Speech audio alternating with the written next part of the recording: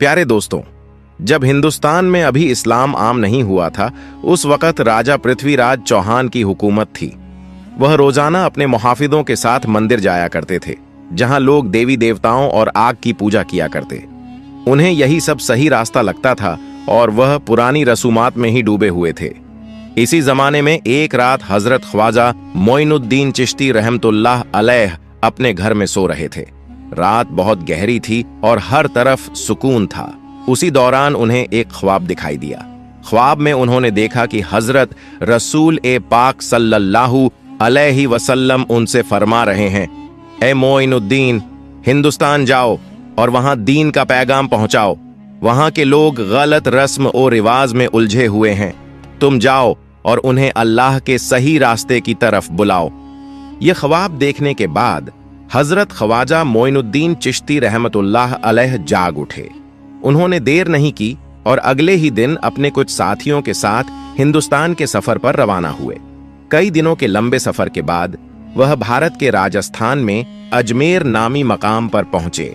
उस वक्त वहां राजा पृथ्वीराज चौहान की हुकूमत थी और उनके खिलाफ बोलने की किसी में हिम्मत नहीं थी।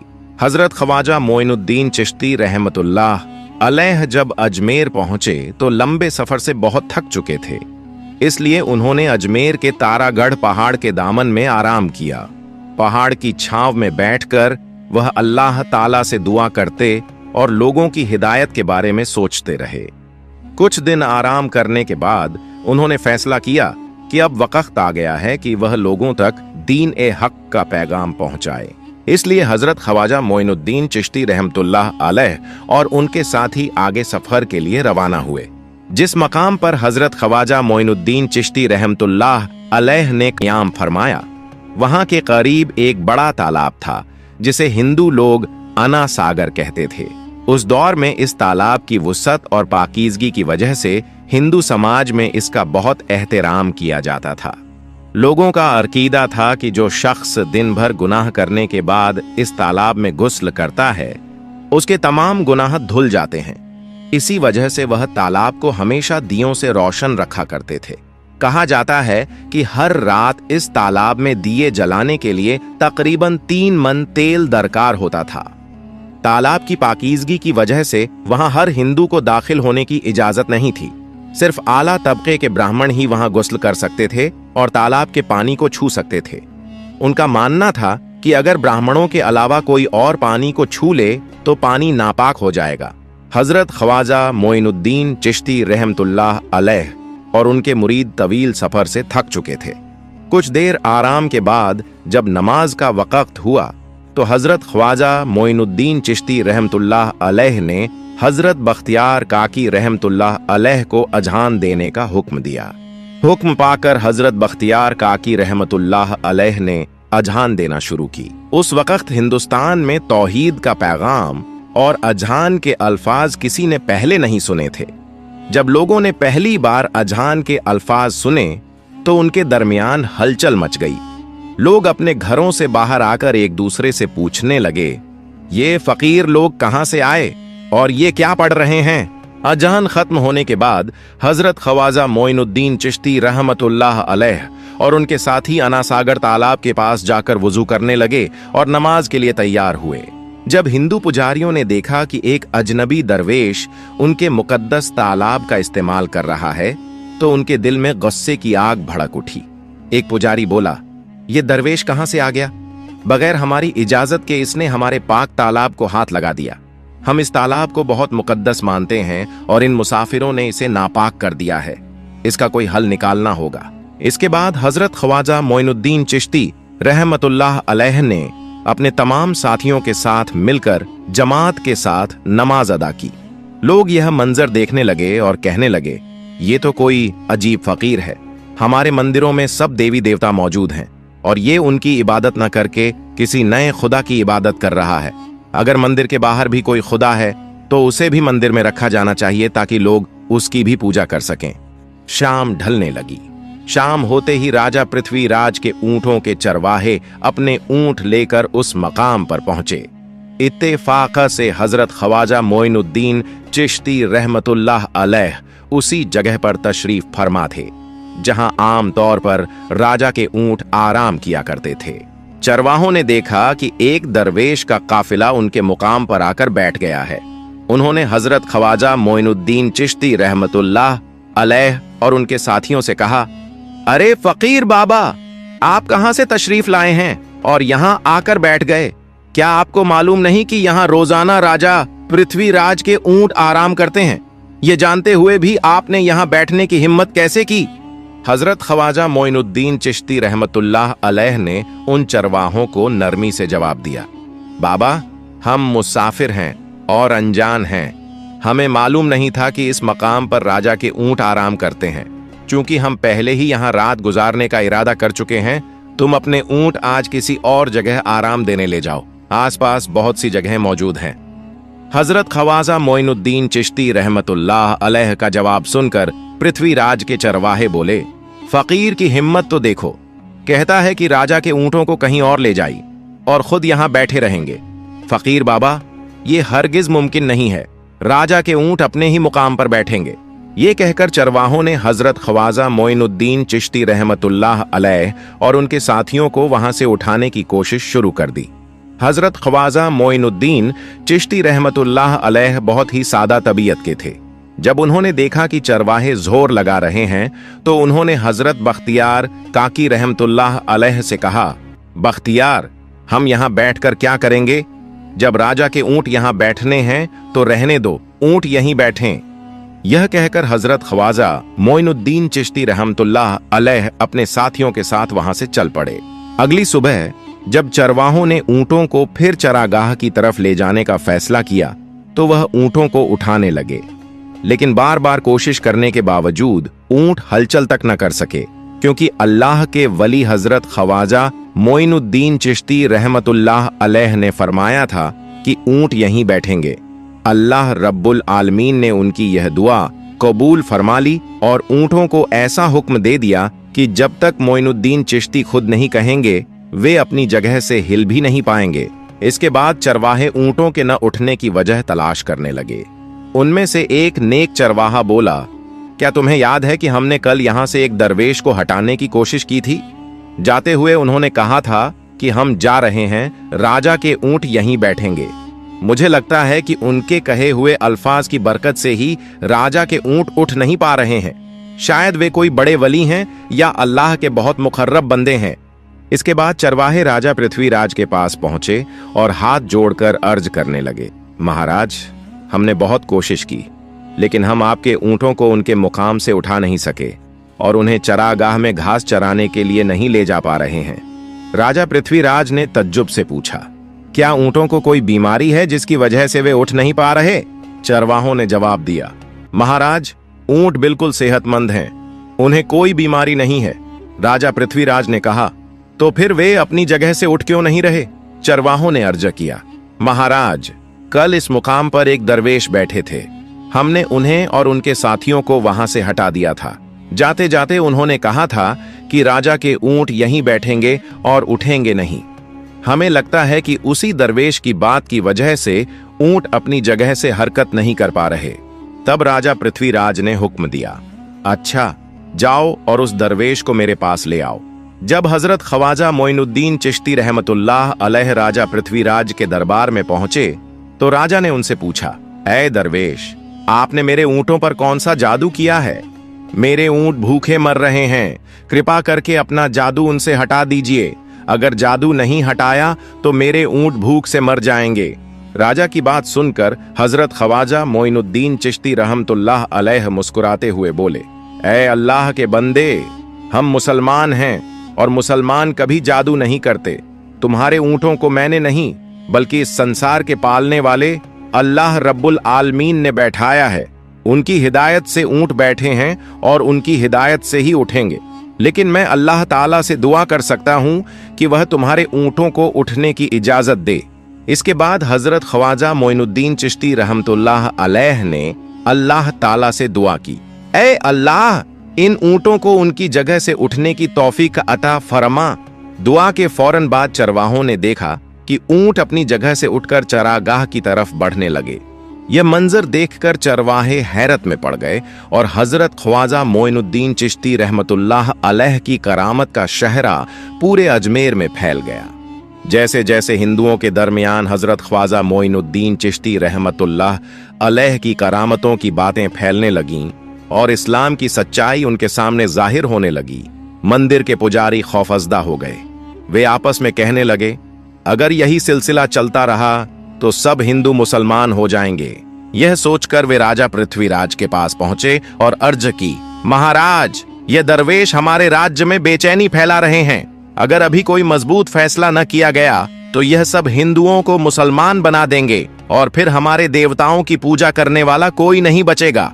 महाराज, इन्हें यहां से निकाल बाहर कीजिए, वरना एक दिन ये हमें ही यहां से निकाल देंगे।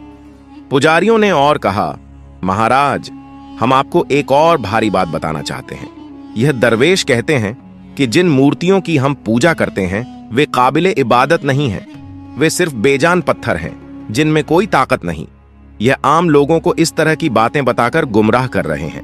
और सबसे बड़ा एतराज यह है कि यह दरवेश रोजाना 5 बार हमारे मुकद्दस तालाब में हाथ लगाकर उसे नापाक कर रहे हैं। पुजारियों की बात सुनकर राजा पृथ्वीराज ने हजरत ख्वाजा मोइनुद्दीन चिश्ती रहमतुल्लाह अलैह को बुलाया। जब आप दरबार में पहुंचे तो राजा ने कहा, ऐ दरवेश, हम देख रहे हैं कि आप गौ माता का गोश्त खाते हैं और हमारे देवताओं की बेइज्जती करते हैं। हमारे धर्म के बारे में अजीब अजीब बातें फैला रहे हैं और हम यह बर्दाश्त नहीं कर सकते। हम यह भी देख रहे हैं कि आप हमारे मुकद्दस तालाब को अपने नापाक हाथों से खराब कर रहे हैं। आप फौरन हमारे देश से चले जाएं। हजरत ख्वाजा मोइनुद्दीन चिश्ती रहमतुल्लाह अलैह ने फरमाया, हम लोग तो सिर्फ वुजू करते हैं, नहाते नहीं। अगर आप लोगों के नहाने से तालाब का पानी खराब नहीं होता तो सिर्फ हमारे हाथ और चेहरे के पानी से तालाब नापाक कैसे हो सकता है। यह सब सुनकर राजा पृथ्वीराज ने सख्त लहजे में कहा, वो सब लोग हमारे धर्म के पैरोकार हैं, जबकि तुम लोग कहीं और से आए हो। तुम हमारे धर्म के नहीं हो, इसीलिए तुम्हारे हाथ लगने से हमारा तालाब नापाक हो जाता है। हजरत ख्वाजा मोइनुद्दीन चिश्ती रहमतुल्लाह अलैह ने नरमी से फरमाया, अच्छा बाबा, अगर ऐसा है तो हम अब आपके तालाब के पानी को हाथ नहीं लगाएंगे, लेकिन हमें पानी की जरूरत तो है, इसलिए हम चाहते हैं कि सिर्फ एक बर्तन में पानी ले लें। पृथ्वीराज ने कहा, ठीक है, तुम पानी ले सकते हो, मगर तुम्हारा हाथ तालाब के पानी को हरगिज ना छुए, सिर्फ बर्तन तालाब में लगे। अगर तुम्हारे हाथ ने पानी को छू लिया तो हम इसके खिलाफ सख्त कार्रवाई करेंगे। राजा से वादा लेने के बाद हजरत ख्वाजा मोइनुद्दीन चिश्ती रहमतुल्लाह अलैह ने अपने मुरीद ए खास हजरत बख्तियार काकी रहमतुल्लाह अलैह से फरमाया, बख्तियार, जाओ राजा के तालाब से एक बर्तन में पानी ले आओ, मगर बहुत एहतियात से, कहीं तुम्हारे हाथ तालाब के पानी को न छू जाए। हजरत बख्तियार काकी रहमतुल्लाह अलैह अपने मुर्शिद के हुक्म पर अना सागर के तालाब की तरफ रवाना हुए। उन्होंने बर्तन को तालाब में डुबोया और अल्लाह के हुक्म से एक अजीब ओ गरीब करामत जाहिर हुई। पूरा अना सागर तालाब एक छोटे से बर्तन में सिमट गया। हजरत बख्तियार काकी रहमतुल्लाह अलैह का हाथ पानी को छुए बगैर पानी अपने आप बर्तन में जमा होता चला गया। दूसरी तरफ पूरा तालाब सूख गया, उसकी तह में सिर्फ सूखी रेत रह गई, जैसे वहां कभी पानी था ही नहीं। जब पुजारियों ने यह मंजर देखा कि उनका मुकद्दस तालाब एक बूंद तक खाली हो चुका है और उसकी जगह रेगिस्तान जैसी सूखी जमीन है, तो वह घबराकर दौड़ते हुए राजा पृथ्वीराज के पास पहुंचे और परेशान होकर बोले, महाराज, यह तो बहुत बड़ा संकट हो गया है। राजा ने चौंक कर पूछा, क्या हुआ? पुजारी रोने जैसे अंदाज में बोले, महाराज, उस दरवेश ने हमारे पूरे तालाब का पानी ले लिया है। अब हमारे मुकद्दस तालाब में एक बूंद भी पानी नहीं है। अगर तालाब में पानी न रहा तो हम अपने पापों का शुद्ध कर्म कैसे करेंगे? दूर दूर से हजारों हिंदू इस तालाब में स्नान करने आते हैं ताकि अपने गुनाह धो सकें। अगर पानी नहीं होगा तो लोग आना छोड़ देंगे, हमारा बहुत बड़ा नुकसान होगा और अजमेर की इज्जत खाक में मिल जाएगी। राजा पृथ्वीराज गहरे गौर ओ फिक्र में पड़ गए। वह हजरत ख्वाजा मोइनुद्दीन चिश्ती रहमतुल्लाह अलैह के खिलाफ कोई सख्त कदम उठाने से हिचकिचा रहे थे। क्योंकि उन्हें इल्म था कि अगर उन्होंने दरवेश के खिलाफ फौज भेजी और दरवेश ने भी जादू कर दिया तो उनकी परेशानी और बढ़ जाएगी। इसलिए उन्होंने कहा, तुम लोग जाओ और इस दरवेश को मेरे पास बुला कर लाओ। मैं देखूंगा कि वह क्या चाहता है। अगर उसकी दरख्वास्त जायज होगी तो हम उसे मान लेंगे, और अगर गैर जायज होगी तो हम माफी मांगकर अपना तालाब का पानी वापस ले लेंगे। जब हजरत ख्वाजा मुइनुद्दीन चिश्ती रहमतुल्लाह अलैह पृथ्वीराज के दरबार में पहुंचे तो राजा ने नाराज होकर कहा, ऐ बाबा, आपने हमारे तालाब का सारा पानी ले लिया है, हम अपने पापों का शुद्ध कैसे करेंगे? पूरे दिन के गुनाह हम इस तालाब में गुस्ल करके धोते हैं, अगर तालाब में पानी नहीं होगा तो हम अपने गुनाह कैसे धोएंगे? हजरत ख्वाजा मुइनुद्दीन चिश्ती रहमतुल्लाह अलैह ने जवाब दिया, देखो बाबा, तुम्हारे पास आना सागर है, लेकिन दुनिया के हर कोने में ऐसा तालाब नहीं है, तो क्या वह लोग अपने गुनाह कैसे धोएंगे? गुनाहों को धोने की ताकत इस तालाब के पानी में नहीं है। गुनाहों को माफ करने वाला सिर्फ अल्लाह है, जिसने आसमान, जमीन और पूरी मखलूकन बनाई है। उसकी इजाजत के बगैर एक पत्ता भी नहीं हिलता। इसलिए मैं तुम्हें इस भ्रम को छोड़कर सही राह पर आने की दावत देता हूँ। वहां मौजूद हजारों हिंदू हजरत ख्वाजा मुइनुद्दीन चिश्ती रहमतुल्लाह अलैह की बातें ध्यान से सुन रहे थे और उनकी हिकमत से मुतस्सिर हो गए। इसके बाद हजरत ख्वाजा मुइनुद्दीन चिश्ती रहमतुल्लाह अलैह ने फरमाया, जाओ बख्तियार, जिस बर्तन में तुमने तालाब का पानी लिया था उसे वापस तालाब में डाल दो। हजरत बख्तियार काकी रहमतुल्लाह अलैह हजरत ख्वाजा मुइनुद्दीन चिश्ती रहमतुल्लाह अलैह के हुक्म से आना सागर में बर्तन का पानी डालने गए। जैसे ही पानी तालाब में वापस डाला गया, आना सागर फिर से पानी से लबालब भर गया। यह करामत देखकर वहां मौजूद कई हिंदू मुतस्सिर हो गए और उन्होंने कलिमा पढ़कर इस्लाम कबूल कर लिया। और यह मंजर देखकर हिंदू पुरोहितों और पंडितों की परेशानी बहुत बढ़ गई। वह घबराकर पृथ्वीराज के पास गए और अर्ज किया, महाराज, अगर अब भी कोई तदबीर न की गई तो सारे हिंदू मुसलमान हो जाएंगे। पृथ्वीराज ने फिक्रमंदी से कहा, मुझे सलाह दो, इस दरवेश का मुकाबला कैसे किया जा सकता है? पुरोहितों ने जवाब दिया, यह दरवेश कोई बड़ा जादूगर है, इसका मुकाबला भी जादू ही से करना होगा। हमारे दरमियान एक बहुत बड़ा पुरोहित और जादूगर रामदेव मौजूद है, उसे इस दरवेश के मुकाबले पर भेजा जाए। अगर वह जादू के जरिए इसे शिकस्त दे दे तो हम अपने हिंदू धर्म का वकार दोबारा हासिल कर सकते हैं। पृथ्वीराज ने फौरन रामदेव को दरबार में बुलाया और कहा, रामदेव, मैं तुम्हें उस दरवेश को जादू से शिकस्त देने की जिम्मेदारी सौंपता हूं। अगर तुम कामयाब हो गए तो हमारा धर्म दोबारा इज्जत पा लेगा। रामदेव ने गुरूर से जवाब दिया, महाराज, आप परेशान न हो, उस दरवेश को हराना मेरे लिए बहुत आसान है। मैं आपके सामने हमारे धर्म का वकार वापस लाकर रहूंगा। इसके बाद रामदेव अपने जादूगरों और साथियों के साथ मुकाबले के लिए हजरत ख्वाजा मोइनुद्दीन चिश्ती रहमतुल्लाह अलैह के सामने पहुंचा। वह जोर से बोला, ए मोइनुद्दीन, अगर तुझ में ताकत है तो मुझसे जादू का मुकाबला कर। मैंने तुझ जैसे कई जादूगरों को शिकस्त दी है, तुझे हराना तो मेरे लिए कुछ भी नहीं। हजरत ख्वाजा मोइनुद्दीन चिश्ती रहमतुल्लाह अलैह ने उसकी बातों का कोई जवाब नहीं दिया। जब रामदेव ने देखा कि हुजूर खामोश हैं तो उसने बदजबानी और गालियां देना शुरू कर दी। वह हद से बढ़ गया, लेकिन हुजूर ने सब्र और तहम्मुल से सब कुछ बर्दाश्त किया। जब रामदेव अपनी बदकलामी की इंतहा पर पहुंचा तो हजरत ख्वाजा मुइनुद्दीन चिश्ती रहमतुल्लाह अलैह ने उसकी आंखों में देखकर निहायत सकून से फरमाया, रामदेव, तू चीख रहा है, गुस्सा कर रहा है, लेकिन मैं तेरे माथे पर ईमान की रोशनी देख रहा हूं। हजरत ख्वाजा मुइनुद्दीन चिश्ती रहमतुल्लाह अलैह की यह बात सुनते ही रामदेव कांपने लगा। उसी लम्हे अल्लाह रब्बुल आलमीन ने उसके दिल में ईमान की रोशनी डाल दी। रामदेव हजरत ख्वाजा मुइनुद्दीन चिश्ती रहमतुल्लाह अलैह के कदमों में गिर पड़ा और आजिजी से बोला, ऐ अल्लाह के वली, मैंने आपके साथ बहुत ज्यादती की है, मुझे माफ करें और मुझे कलिमा पढ़ाकर इस्लाम की राह दिखाई। हजरत ख्वाजा मुइनुद्दीन चिश्ती रहमतुल्लाह अलैह ने रामदेव को कलिमा सिखाया और उनका नाम रखा मोहम्मद सादिका। इतिहास बताता है कि बाद में रामदेव मोहम्मद सादिकन के रूप में एक बड़े अल्लाह के वली बन गए। प्यारे दोस्तों, अगर आप इसके बाद का वाकया जानना चाहते हैं और हजरत ख्वाजा मुइनुद्दीन चिश्ती रहमतुल्लाह अलैह की और भी करामात सुनना चाहते हैं तो कमेंट बॉक्स में जरूर बताएं। प्यारे दोस्तों, अगर आपको मेरी वीडियो पसंद आई हो तो मेरी वीडियो को लाइक करें और मेरे चैनल को सब्सक्राइब करें। मिलते हैं अगली वीडियो में। फई अमानिल्लाह।